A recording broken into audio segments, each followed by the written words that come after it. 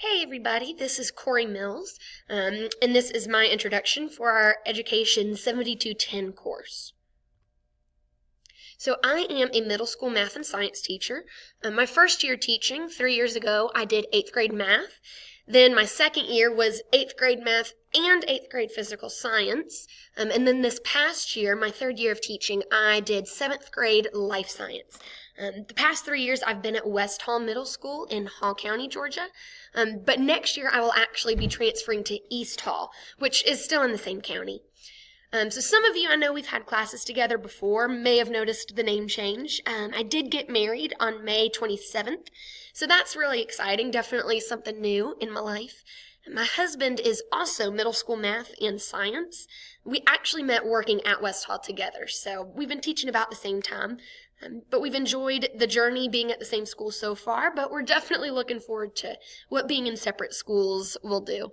So, an issue that I've found I have had with having different cultures represented in my classroom really has been communicating with the parents.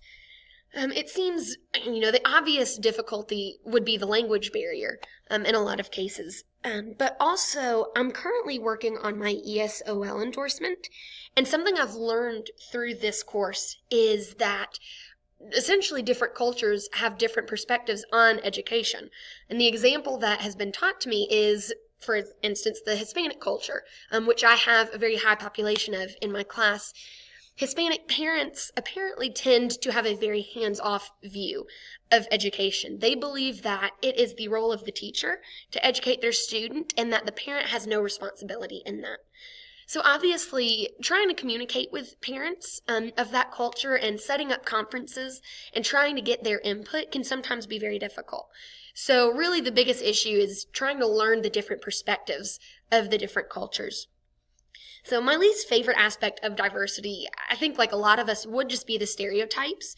I think there are a lot of stereotypes that are very untrue and very negative and can very much hinder our interactions with people of different cultures or of different races, of different genders.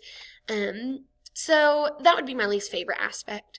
Whereas my favorite aspect would have to be everything that I learned from my students.